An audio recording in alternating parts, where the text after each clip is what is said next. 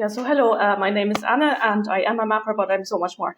My social media handles are all there, so I have a YouTube channel as well, which I highly recommend. I mean, not just for self-promotion, but I think it might be interesting for you. There are about 4 videos about the name etymology thing that I talked about earlier, the Wikidata thing.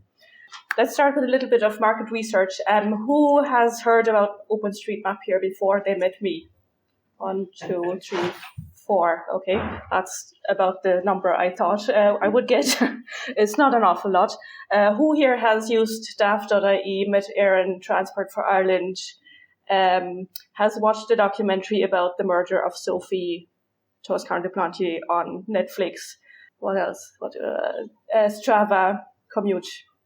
They're surprised they're all using OpenStreetMap. So it's not just something done by nerds for nerds. It's really omnipresent. You just didn't know until today. So what is OpenStreetMap? It's a grassroots movement that was founded in 2004 by, I keep forgetting his name, Steve Coast.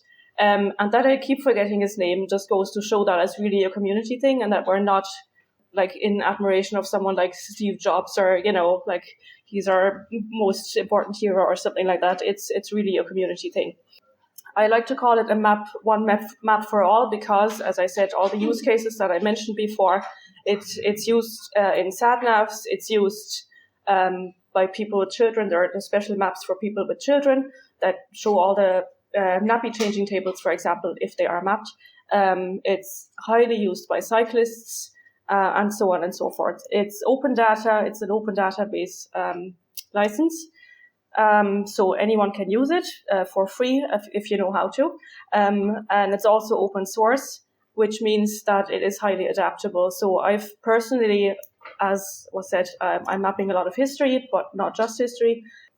For example, I know they used OpenStreetMap in the Netflix documentary because I mapped her house. So I recognize the map, and Google Maps doesn't care about rural areas like where that murder happened because it's not commercial. So I've introduced a couple of tags to OpenStreetMap, mostly to do with heritage, one for ohm stones, one for creameries, most recently for milk turn stands and for urine deflectors. If you have any questions about that, I'm happy to talk about that over lunch.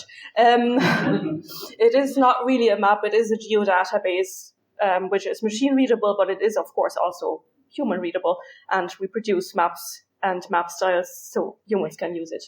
And it is a worldwide database with a worldwide community. So how does it work?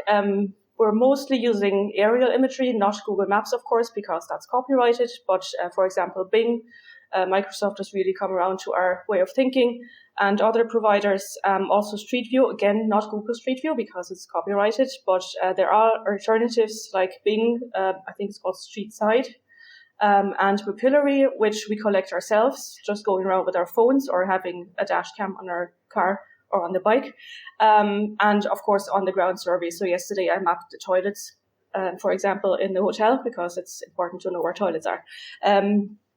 So there's browser-based editing, and there are also apps for your computer and also your phone.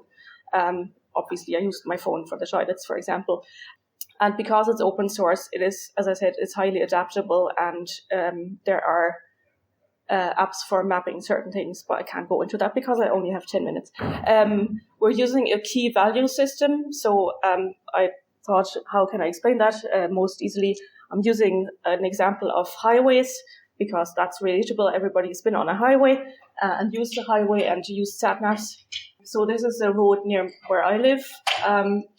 The first key, the most important key for a highway. So you draw a line when you're mapping it, and then you define it as a highway. And there are certain types of highways, primary, secondary, tertiary, unclassified tracks, footways, cycleways, I think paths. So that's the types of highways we have. And then you can add a max speed to it. You don't have to, but the more detail you add, the better the map gets, of course. So you add the map speed. So if you're using a sat-nav that isn't Google Maps, for example, Osmond, it'll tell you that you've gone over the speed limit. which some people might want and some people might not want. Then you can add a name if the road has a name. A lot of rural roads do have a name. You just have to find the name. And I found this one in the schools collection, and it's called Ball Alley Road because it leads to a ball alley. That's how a lot of road names work. And source and surface and all, those kinds of things, not important. For field names, when we map field names, we draw the outline of the field, add the tags like the name, upload, and it's online. It is that quick. There's no delay in finding a GIS officer in your council or stuff like that. The tags we use are land use, farmland, meadow, orchard, or forest, depending on what it is. And then the name, you can also add an old name because sometimes names of fields change. And the etymology and the Wikidata for the etymology and sometimes the description. So I have 3 examples for you. The first one is in County Laois. So I collected these field names from a lady who lives in a thatched cottage. I was working with a thatcher for 3 days last year, and we built a rapport, which is important because, I'm a foreigner, can't trust me. So I had to build a rapport with her, which after 3 days I had because I had worked on her, well, not on her roof, but with the thatcher on her roof. And she gave me all these field names. She's 94, I think. She's lived there all her life. And the most important or most interesting name I found was Speen Cup, and I had never heard of that before. I'm quite ignorant in some regards in history, and I asked her what does it mean? How do you spell it? Which is often a problem. And she said, "Oh, it's the Battle of Speen Cup." Again, didn't mean anything to me, but I looked it up on Wikipedia. So it was a battle during the Boer War, and there are apparently quite a few fields in Ireland and the UK named after that battle, and the reason is either because a former soldier was granted the land, or more possible here is that the British soldiers trained for that battle on that field. I know it's not far from Durrow in County Laois, and I know for certain that they practice there. So, and there are some more tags that I added, which I don't have time for. The second one is the Schoolhouse Field. This was collected by a friend of mine who watched my videos on YouTube and started thinking about collecting field names in Laois. He has a grant for it. I don't get paid for this.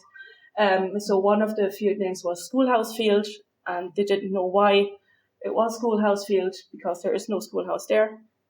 But they looked at old maps and they found that there used to be a schoolhouse in that little corner that I can't really point at now. So I added that again in the name etymology. And the last one is another friend of mine who started collecting field names around Bennett's Bridge in County Kilkenny. After watching my videos, she's, I want to say, in her early 70s. So my youngest follower who started mapping, he was 8. He started with Minecraft and he has the spatial awareness. He's a 40-year-old trapped in the body of a 9-year-old now, but he's very smart. And he started, but this is a lady, which we don't have a lot of women on OpenStreetMap, and she's not the age group that you would expect either. So during lockdown, she used her 5K walks to go around and map all the field names in her area, and there are a lot. She did a great job there. And this one is called 4 Trees because there are 4 trees there, which I added then to the map. And they mark an archaeological site. It's an enclosure that has been plough leveled since 2011. I don't know how that was allowed in 2011, but that's the way it is. And there's another archaeological site there. And that house there was actually built last year. Way too close to the archaeological site, but well, that happens. So it's called 4 Trees, and she also added an old name. So it used to be called Walpoles, named after, I presume, former owners of the field. So if you do switch to OpenStreetMap, in your SatNav, for example, there's an app called Osmond, which you can use as a SatNav. You will come across the field names when you're on a hike or on a walk or driving. You don't look at the field names while you're driving, obviously, but as a passenger maybe. And you're exposed to them every day you're using your SatNav. And they're not hidden away on some county council website behind a dead link or something. They're there for everyone, openstreetmap.org. You'll find them, or as I said, in the app. And these are field names in Wexford that another acquaintance of mine collected, a young man who studied linguistics. Yeah, and if you teach a man how to fish, or a woman, it empowers them to collect their field names. You kind of take away some of that. There's someone with a suitcase coming from the county council, and there is a field name project, or there was a field name project in Kilkenny, County Kilkenny, and the facilitator stepped down for personal reasons, and then they ran out of funding. So that field name project died with that, and if they had started with OpenStreetMap, they wouldn't have had that problem. So it is empowering, and start resisting Google. That's what I'm trying to say. Thanks very much.